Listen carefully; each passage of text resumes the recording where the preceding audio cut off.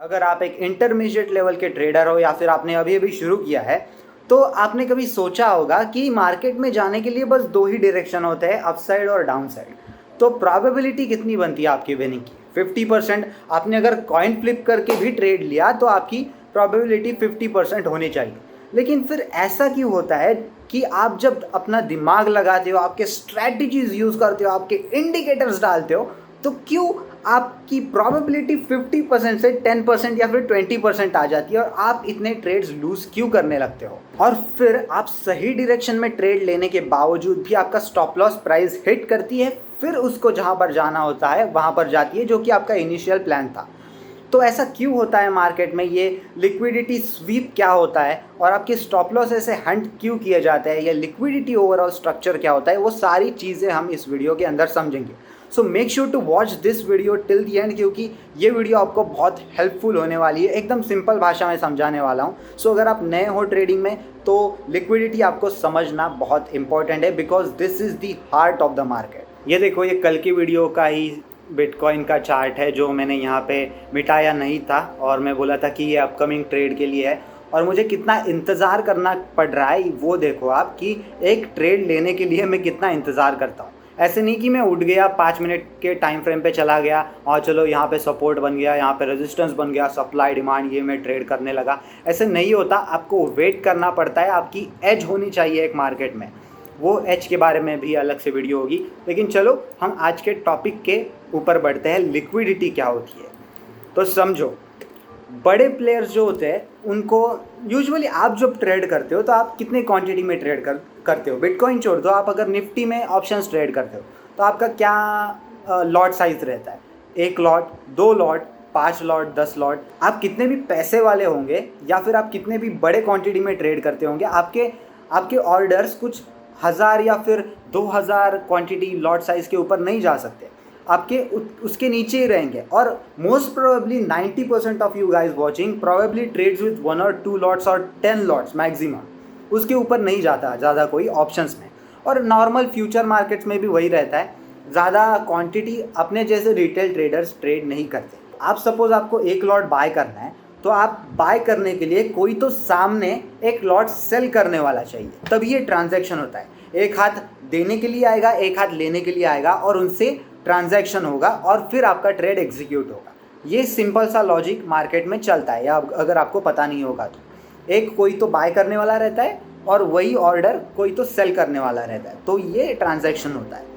लेकिन यहाँ पे आप 1 लॉट से या फिर 10 लॉट से 100 लॉट से तो ईजिली ट्रेड कर सकते हो, कोई ना कोई रहता है दूसरी साइड पे पूरे इंडिया के अंदर। तो यहाँ पे बात आ जाती है बड़े प्लेयर्स की, वो इतनी ईजिली ऑर्डर्स एग्जीक्यूट नहीं कर सकते, क्योंकि इतनी बड़ी क्वांटिटी अगर वो बाय कर रहे हैं तो सेल करने वाला भी कोई तो चाहिए ना, ये पॉसिबल नहीं होता उनके लिए। तो क्या होता है, सपोज उन्होंने 2000 करोड़ की कहाँ पर तो ऑर्डर डाल दी, ऑप्शंस बोलो, फ्यूचर बोलो, कैश मार्केट बोलो, वेर एवर यू वांट, तो वो ऑर्डर डाल दी, तो वो एकदम से एग्जीक्यूट नहीं होगी जैसे आपके लॉट साइज एग्जीक्यूट होती है, वो थोड़ी थोड़ी करके एग्जीक्यूट होगी। और वो पूरी लॉट साइज एकदम भी नहीं डालते, वो अलग अलग प्राइस पे बाय करते हैं, उनकी कभी भी लॉट साइज एक ही प्राइस पे बाइंग नहीं होती। तो वो सिस्टम पूरा उनका अलग रहता है इंस्टीट्यूशनल ट्रेडर्स का। ये जो उनके ऑर्डर्स एग्जीक्यूट होने चाहिए वो इतने इजीली नहीं होते, तो वो एग्जीक्यूट होने के लिए उनको अपना पैसा कमाने के लिए उनको मैनिपुलेट करना पड़ता है मार्केट। अभी ये मैनिपुलेशन किस तरह से होता है ये हम देखते हैं, और इस मैनिपुलेशन में फंसते कौन है पता है? आप जैसे और मेरे जैसे रिटेल ट्रेडर्स जिनके पास पैसा कम है। आपकी डायरेक्शन भी अगर सही होगी फिर भी आप फंसोगे, फिर मार्केट जाना होगा वहीं पे जाएगा। सपोज यहाँ पे मैंने जैसे कल की वीडियो में बताया, अगर वो वीडियो नहीं देखी है तो जाके देख लो, सप्लाई डिमांड वाला स्ट्रक्चर क्या होता है और प्राइस एक्शन अपने नॉर्मल सपोर्ट रेजिस्टेंस वाला स्ट्रक्चर क्या होता है, वो दोनों के डिफरेंस मैंने बताए। और सप्लाई डिमांड वाला स्ट्रक्चर बिटकॉइन में ट्रेड कैसे करते हैं उसकी एक स्ट्रैटेजी भी मैंने बताई है, तो वो जाके देख लो, and it's a really easy strategy. तो इस वीडियो के साथ आगे बढ़ते हैं। तो सपोज ये सपोर्ट रेजिस्टेंस वाला स्ट्रक्चर है, प्राइस यहाँ पे आई नीचे, यहाँ पे ऊपर गई, नाउ यहाँ पे सपोर्ट रहेगा। ये सिंपल सी बात है, यहाँ पे सपोर्ट रहता है, प्राइस यहाँ पे सपोर्ट लेके ऊपर चली जाती है, ऐसा यूजुअली होता है। सपोज प्राइस, ये हमने लाइन ड्रॉ की है इसलिए इतना इजी दिख रहा है, राइट। सपोज प्राइस यहाँ पे आ गई, यहाँ पे एक अच्छी खासी कैंडल बनाई, इग्नोर माई ड्राइंग, और यहाँ पे अच्छी खासी एक विक बना दी। ओके, आपने सोचा यहाँ पे अच्छा खासा सपोर्ट है प्रीवियस, यहाँ पे विक बना दी है, बाइंग हो रही है। अभी इस कैंडल का हाई जैसे ही क्रॉस होगा मैं बाय कर दूंगा और मैं यहाँ तक टारगेट रखूँगा, 1:3-4 ले लूँगा, पैसा निकालूंगा और निकल जाऊँगा। इतना ईजी नहीं होता, आपको भी पता है। तो यहाँ पे क्या होता है, ये बनी विक बनी, प्राइस यहाँ पे ऊपर जाएगी, ये क्रॉस करेगी, ऐसा दिखलाएगी कि प्राइस अभी ऊपर बढ़ने के लिए चालू हो गई है, लेकिन वो बढ़ेगी नहीं, वो आएगी यहाँ पे नीचे जहाँ पर तुम लोगों के स्टॉप लॉस रहेंगे। आपका स्टॉप लॉस यूजुअली कहाँ पर रहेगा, जो आप ब्रेकआउट हो कैंडल रहेगी, जो कुछ ब्रेकआउट कैंडल रहेगी या फिर रिवर्सल कैंडल रहेगी, उसके विक के नीचे आपका स्टॉप लॉस रहता है, यहाँ पे एंट्री रहती है और यहाँ पे 1:2 ऊपर टारगेट रहता है।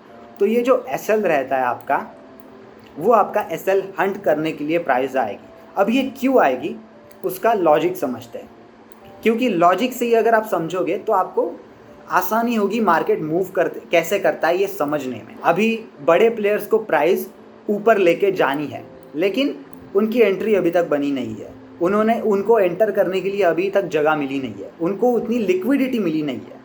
तो उनको अगर बाय करना है इस प्राइस पे जहाँ पर आपको भी बाय करना है, तो उनको क्या चाहिए, उनको चाहिए उतने ही लोग सेल करने वाले। उतने ही लोग अगर सेल करने वाले चाहिए तो ऐसे इतना सिंपल स्ट्रक्चर बन के कैसे हो सकता है। सारे लोग अगर बाय करने लगेंगे तो सेल कौन करेगा भाई, सेल कौन करेगा। और प्राइस ऊपर बढ़ने के लिए उनको सेलर्स चाहिए जिसकी मदद से उनसे उनके बाइंग की ऑर्डर्स एग्जीक्यूट हो सके। एक बाय करने वाला रहता है, एक सेल करने वाला रहता है, राइट। तो उनको सेल ऑर्डर्स की ज़रूरत है जिससे कि उनके बाइंग के ऑर्डर्स एग्जीक्यूट हो सके। तो यहाँ पे वो ऐसे कैंडल बनाएंगे, फिर यहाँ पे जब आपका स्टॉप लॉस रहेगा, राइट, यहाँ पे आपने बाइंग की है, यहाँ पे स्टॉप लॉस जो रहेगा वो स्टॉप लॉस बेसिकली आपका क्या होगा, एक सेल ऑर्डर, राइट।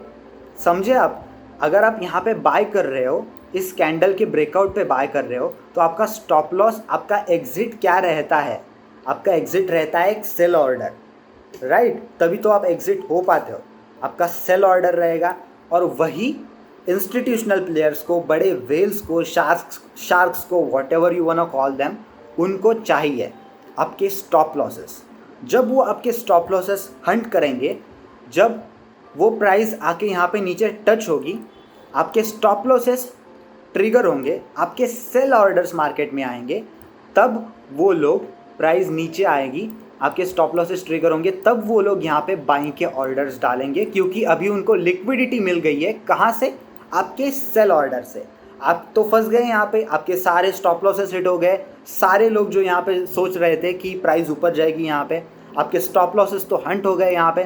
तो अब प्राइस जाएगी सीधा ऊपर। क्यों हुआ, क्योंकि बड़े प्लेयर्स को अपोजिट साइड पे कोई तो बैठा हुआ चाहिए जो कि उनके अपोजिट पॉइंट ऑफ व्यू से बाय या फिर सेल कर रहा हो। उनको अगर लग रहा होगा मैं बाय करना चाहता हूँ, उनको प्राइस ऊपर लेके जानी होगी, तो अपोजिट साइड पे कोई तो सेल करने वाला चाहिए, और वो सेल ऑर्डर क्या रहता है, आपके स्टॉप लॉसेस। तो इस तरह से ये प्राइस मैनिपुलेट होती है। आपका एसएल हिट होगा, फिर प्राइस दूसरी तरफ जाएगी जहाँ पे आपका इनिशियल प्लान था जाने का। तो इसको जो बोला जाता है, इस प्रीवियस कैंडल के नीचे आके सारी लिक्विडिटी लेके ऊपर जाने को, इसको बोला जाता है लिक्विडिटी स्वीप। मतलब स्वीप कर दिया, लिटरली सारी लिक्विडिटी लेके गए वो, उनको जहाँ पर प्राइस लेके जाने थी वो लेके गए। इसको बोला जाता है लिक्विडिटी स्वीप। अभी लिक्विडिटी रन किसको बोला जाता है, तो बेसिकली यहाँ पे प्राइस, यहाँ पे ऐसी कैंडल बनी, ये आया विक, यहाँ पे प्राइस ऊपर गई और यहाँ पे नीचे आई, आपको लगेगा अरे हाँ प्राइस अभी लिक्विडिटी स्वीप हो रही है, but it goes down and down and down, और आप यहाँ पे बाय करते हो सोच के कि लिक्विडिटी यहाँ पे स्वीप हो रही है। तो इसको बोलते हैं लिक्विडिटी रन होना, लिक्विडिटी स्वीप यहाँ पे और लिक्विडिटी रन यहाँ पे। तो ये दो डिफरेंट चीज़ें हैं, लेकिन आप सोचोगे कि हम पहचाने कैसे कि ये लिक्विडिटी रन कब हो रही है और लिक्विडिटी स्वीप कब हो रही है। तो इसका एक सिंपल सा लॉजिक है, फंडा है, जो मैं आपको अभी बताता हूँ। ये स्ट्रक्चर आपको लाइन में ऐसे मैं ड्रॉ कर रहा हूँ इसलिए ईजी दिख रहा होगा, लेकिन ऐसे नहीं बढ़ती प्राइस, राइट। लेकिन ये प्राइस क्या सच में ऐसी मूव करती है एक्चुअल मार्केट में? नहीं मूव करती। ये ट्रेंड लाइन सपोज यहाँ पे है, क्या ये ट्रेंड लाइन पे एक्चुअल में हर बार सपोर्ट लेके मूव करती है? नहीं करती, राइट। तो यहाँ पे अलग स्ट्रक्चर बनता है जिसको बोला जाता है इंड्यूसमेंट, जो कि मैं बाद में जाके समझाऊंगा। लेकिन सिंपल भाषा में समझ लो कि प्राइस अगर यहाँ पे स्ट्रक्चर बना रही है तो यहाँ पे सबसे ज़्यादा लिक्विडिटी कहाँ पे होगी? अगर बड़े प्लेयर्स को और प्राइस ऊपर लेके जानी है तो यहाँ पे उनको लिक्विडिटी लेनी पड़ेगी, क्योंकि अभी लिक्विडिटी मार्केट में ख़त्म हो गई है, सब बाय करके ही बैठा है। तो उनको लिक्विडिटी लेने के लिए वो कहाँ पे होगी? लिक्विडिटी सबसे ज़्यादा कहाँ पे होगी? इस लो के नीचे, इस लो के नीचे, राइट। तो प्राइस यहाँ पे ब्रेकआउट देगी, लोगों को लगेगा हाँ भाई ब्रेकआउट दे दिया, ब्रेकआउट ट्रेडर सेंटर करेंगे, लेकिन प्राइस यहाँ पे आएगी, यहाँ से रिवर्स हो सकती है या फिर और नीचे आएगी, ये जो लो है यहाँ की लिक्विडिटी लेके रिवर्स हो सकती है।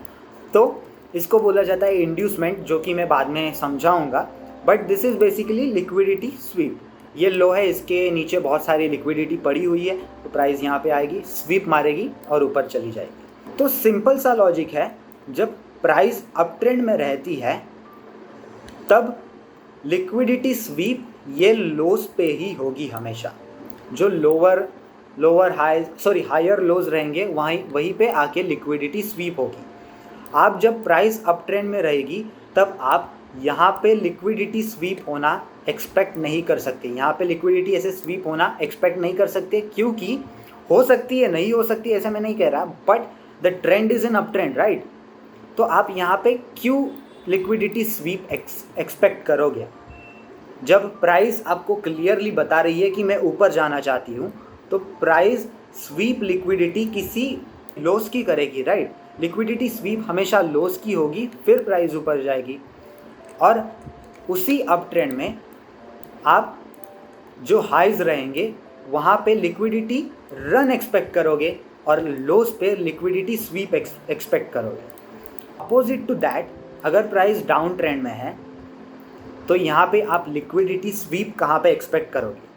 टेल मी, लिक्विडिटी स्वीप यहाँ पे कहाँ पे एक्सपेक्ट करोगे?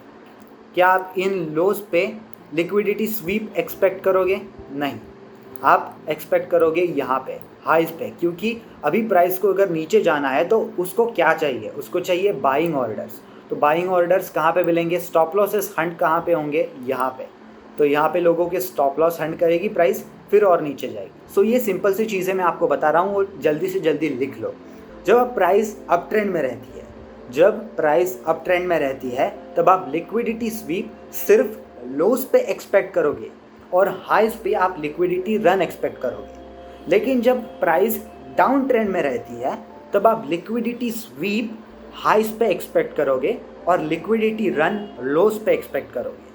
ये एक बात क्लियर हो गई आपको कि अगर डाउन ट्रेंड चल रहा है तो यहाँ की लिक्विडिटी कभी स्वीप ही नहीं होगी, यहाँ पे भी लिक्विडिटी स्वीप होगी, यहाँ पे भी लिक्विडिटी स्वीप हो सकती है, दोनों साइड पे लिक्विडिटी भी स्वीप होती है।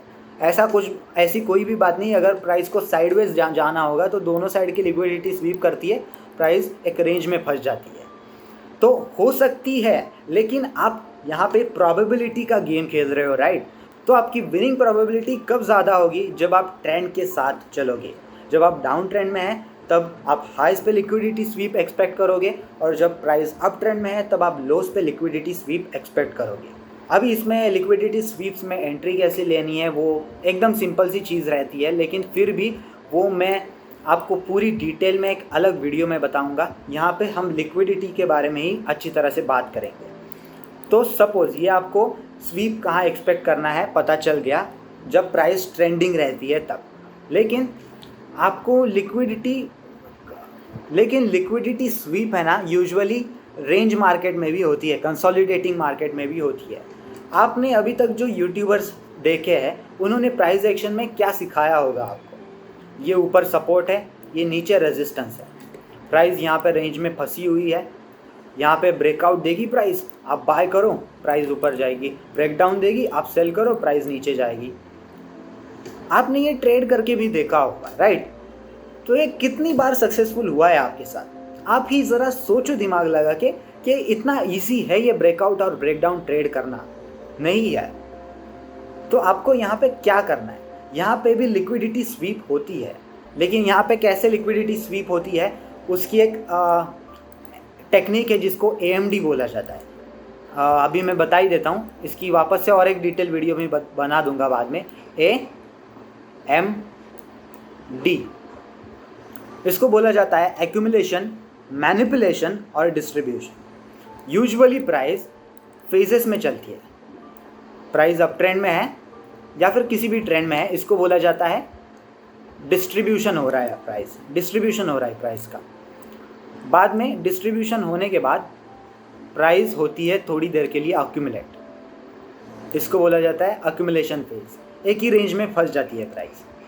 ये अक्यूमुलेट होने के बाद प्राइस को अगर ट्रेंड कंटिन्यू करना होगा तो वापस से डिस्ट्रीब्यूशन स्टार्ट हो जाता है, या फिर प्राइस को डाउन ट्रेंड करना होगा, ट्रेंड चेंज करना होगा, तो यहाँ पे भी डिस्ट्रीब्यूशन ही बोलते हैं इसको। प्राइस जब ट्रेंडिंग रहती है उसको डिस्ट्रीब्यूशन बोलते हैं। प्राइस जब साइडवेज रेंज बाउंड मार्केट रहता है, फंसी हुई रहती है, कहीं जा नहीं रही होती, तब उसको एक्यूमुलेशन बोलते हैं। एक्यूमुलेट हो रही होती है, सब बायर्स और सेलर्स, फाइटिंग चालू रहती है अंदर, और फिर डिसाइड हो जाता है एट द एंड कि कहाँ पर प्राइस जाएगी, ऊपर या नीचे। So that's how price moves. तो ये AMD क्या है वो समझते हैं। AMD मतलब एक्यूमुलेशन, मैनिपुलेशन और डिस्ट्रीब्यूशन। हमें यूजुअली प्राइस एक्शन में एक्यूमुलेशन और डिस्ट्रीब्यूशन ही बताया जाता है, लेकिन मैनिपुलेशन भी बीच में एक चीज़ होती है।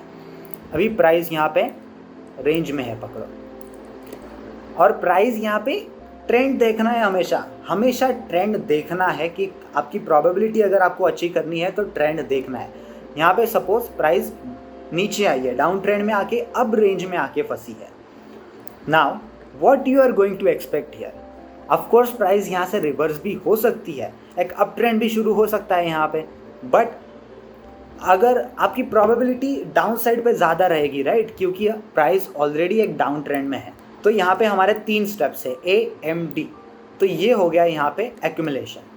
अभी डायरेक्टली मार्केट को अगर नीचे जाना होगा तो डायरेक्टली ब्रेक डाउन देके नीचे चली जाएगी? नहीं, क्योंकि यहाँ पे बड़े प्लेयर्स को अगर प्राइस नीचे लानी है तो उनको लिक्विडिटी चाहिए। उनको लिक्विडिटी कहाँ पे मिलेगी? इस रेंज के ऊपर। यहाँ पे लोगों के स्टॉप लॉस रहेंगे। इस रेंज में जो भी लोग सेल करके बैठे हैं उनके जो स्टॉप लॉसेस हैं, उनके जो SLs है वो यहाँ पे ऊपर रहेंगे। तो यहाँ पे आएगी हमारी दूसरी स्टेप, मैनिपुलेशन। सॉरी ये ड्राइंग सारी बहुत ख़राब है, लेकिन आपको होपफुली मेरा पॉइंट समझ में आ रहा होगा। ये मैनिपुलेशन अभी कैसे होगा? प्राइस यहाँ पे आएगी, एक अच्छा खासा बड़ा कैंडल बनाएगी यहाँ पे, और वापस से ये रेंज में आएगी और अपना डाउन ट्रेंड कंटिन्यू कर देगी, जहाँ पे होगा ये डिस्ट्रीब्यूशन। ये होगा यहाँ पे डिस्ट्रीब्यूशन। सो एक्यूमुलेशन, मैनिपुलेशन और डिस्ट्रीब्यूशन, इस तरह से ये चीज़ें होती है। ये बोलते हैं AMD, द पावर ऑफ 3 भी बोलते हैं इसको। इसको ट्रेड करना भी बहुत आसान है, लेकिन यहाँ पे मैंने ये सब चीज़ें बताई थी क्योंकि आपको लिक्विडिटी समझे, लिक्विडिटी कैसे मैनिपुलेट होती है, बड़े प्लेयर्स को किस तरह से लिक्विडिटी चाहिए होती है ट्रेंड कंटिन्यू करने के लिए या फिर ट्रेंड रिवर्स करने के लिए, वो मैं बता रहा था। लेकिन सपोज यहाँ पे अगर ये भी सिनेरियो हम पकड़ लेते हैं आपको अच्छी तरह से समझने के लिए। प्राइस डाउन ट्रेंड में है, अभी साइडवेज मार्केट वापस से बन गया। नाउ सपोज अभी बड़े प्लेयर्स का माइंड चेंज हो गया, अब उनको बॉटम आ गया उनके लिए, अब उनको प्राइस ऊपर लेके जानी है। तो सपोज अगर प्लेयर्स को प्राइस ऊपर यहाँ से लेके जानी है तो उनको क्या चाहिए? उनको चाहिए सेल ऑर्डर्स। सेल ऑर्डर्स उनको कब मिलेंगे? जब प्राइस यहाँ पे ब्रेकडाउन देगी, राइट। जब प्राइस यहाँ पे ब्रेकडाउन देगी तब प्राइस एक्शन ट्रेडर्स यहाँ पे एंटर करेंगे, उनकी यहाँ पे एंट्री बनेगी शॉर्ट पोजीशन में। बहुत सारे सेल ऑर्डर्स आएंगे क्योंकि सब लोगों को दिख रहा है कि प्राइस डाउन ट्रेंड में है, एक्यूमुलेट हो गई, अभी वापस से डिस्ट्रीब्यूट डाउन साइड पे हो रही है। सारे लोग यहाँ पे सेल ऑर्डर डालेंगे। बट यहाँ पे क्या होगा? फिर यहाँ पर सेल ऑर्डर डालेंगे, फिर बड़े प्लेयर्स को अपनी लिक्विडिटी मिलेगी, वो बाइंग ऑर्डर्स अपने पंच करेंगे, और फिर जो प्राइस ऐसी रिवर्स मारेगी, जो ऐसी जाएगी एकदम रॉकेट की तरह ऊपर, क्योंकि उनको वहाँ पे बहुत सारी लिक्विडिटी मिल जाएगी, वो बहुत सारे ऑर्डर्स उनके पंच हो जाएंगे। तो ये रहती है एक्यूमुलेशन, मैनिपुलेशन और डिस्ट्रीब्यूशन। इसको और भी अच्छी तरह से समझते हैं W और M पैटर्न के साथ। W और M पैटर्न आपने सुना होगा, अगर आपने प्राइस एक्शन का भी ट्रेड किया होगा तो प्राइस ऐसे नीचे आती है, फिर W पैटर्न बनाती है यहाँ पे ऐसे, और फिर प्राइस रिवर्स मारती है, ये आपने सीखा होगा। और M पैटर्न रहता है जब प्राइस अप ट्रेंड में रहती है तब ऊपर जाके एम पैटर्न बनाती है और रिवर्स मारती है। तो यहाँ पे क्या आपने डब्ल्यू और एम पैटर्न ट्रेड करके आप सक्सेसफुल हो पाए हो? 95% लोग सक्सेसफुल ये पैटर्न्स चार्ट पैटर्न ट्रेड करके नहीं हो पाते। उसका वापस से रीज़न है बड़े प्लेयर्स की लिक्विडिटी। तो वो किस तरह से यहाँ पे लिक्विडिटी बनाते हैं वो सोचो। इसका एक एक्चुअली अलग पूरा मॉडल है, वाइकॉफ मॉडल, जो कि कुछ इस तरह से दिखता है। वो मैं पूरा एक्सप्लेन करूँगा, ये चूतिया जैसा लाइन बना के कुछ नहीं समझेगा आपको। तो यहाँ पे बेसिकली डब्ल्यू और एम पैटर्न में कैसे लिक्विडिटी ग्रैब होती है वो समझते हैं। प्राइस ऊपर आ रही है, यहाँ पे एक हाई लगाया, प्राइस यहाँ पे आई, यहाँ पे सपोर्ट लिया, प्राइस ऊपर आई, but now this time it is not able to break this high. तो सारे लोगों को लगने लगता है कि यस, यहाँ पे अभी ट्रेंड चेंज हो चुका है, यहाँ पे ये एम पैटर्न इस तरह से बन चुका है। अभी यहाँ पे हम क्या करेंगे, ये जो लो ब्रेक होगा तब हम यहाँ पे सेल मारेंगे और जो डाउन ट्रेंड स्टार्ट होने वाला है उसको हम अच्छी तरह से कैप्चर कर लेंगे पूरी तरह से। ये नॉर्मल थिंकिंग रहती है लोगों की। तो ये वाइकॉफ मॉडल में या फिर लिक्विडिटी ग्रैब करने के, बड़े प्लेयर्स की लिक्विडिटी कैसी ग्रैब होती है, यहाँ पे बड़े प्लेयर्स किस तरह से यहाँ पे लिक्विडिटी ग्रैब करते हैं वो समझते हैं। यहाँ पे प्राइस आएगी, यहाँ पे क्या होगी, यहाँ पे क्या करेंगे लोग, जब यहाँ पे प्राइस ब्रेक डाउन देगी तब क्या करेंगे लोग, सेल ऑर्डर डालेंगे बहुत सारे। जब सेल ऑर्डर डालेंगे तब यहाँ पे डायरेक्टली प्राइस नीचे नहीं जाएगी। प्राइस का सेंटिमेंट नीचे जाना ही है। आप सही थे, आपने एम पैटर्न सही से पकड़ा था, लेकिन यहाँ पे डायरेक्टली आपको लग रहा है वैसे प्राइस नीचे नहीं जाएगी। यहाँ पे ब्रेकडाउन देगी, फिर प्राइस ऊपर आएगी। Now price will take out these highs. Okay, price ये हाई को टेक आउट करेगी। अब क्या हो रहा है देखो, जब प्राइस ये हाइज को टेक आउट करेगी, जब ये हाइज को टेक आउट करेगी तब जो लोग यहाँ पे शॉर्ट बैठे थे उनके स्टॉप लॉसेस तो यहाँ पे हिट होंगे ही, स्टॉप लॉसेस तो हिट होंगे। उसी के साथ उनको लगेगा कि अरे ये तो मेरे से गलती हो गई, यहाँ पे सेल मारा मैंने, एक्चुअली प्राइस तो अभी भी अप ट्रेंड में ही है। तो चलो यहाँ पे अपना स्टॉप लॉस तो हिट हो गया, लेकिन अब हमारी पोजीशन चेंज करते हैं, रिवर्स मारते हैं और बाइंग ऑर्डर पंच करते हैं यहाँ पे। तो रिटेलर्स यहाँ पे बाय करने लगेंगे। तो इंस्टीट्यूशनल ट्रेडर्स के लिए क्या, ये तो सोने पे सुहागा हो गया। यहाँ पे लोगों के एसएल तो हिट हुए, लेकिन जो यहाँ पे सेल नहीं कर पाए थे वो यहाँ पे अभी समझ के बाय कर लेंगे, क्योंकि उनको लगेगा कि अरे प्राइस तो एक्चुअली अभी भी अप ट्रेंड में ही है। तो एसएल भी एंटर हो गए, लोगों के बाय ऑर्डर्स भी आ गए। अब उनके पास भर भर के लिक्विडिटी आ चुकी है। अब वो क्या करेंगे, अब वो छोटे टाइम फ्रेम पे थोड़ा सा ऐसे प्राइस एक्शन बना के दिखाएंगे, ब्रेकआउट करके दिखाएंगे, and a point will come where they will punch all of their orders and the price will crash down.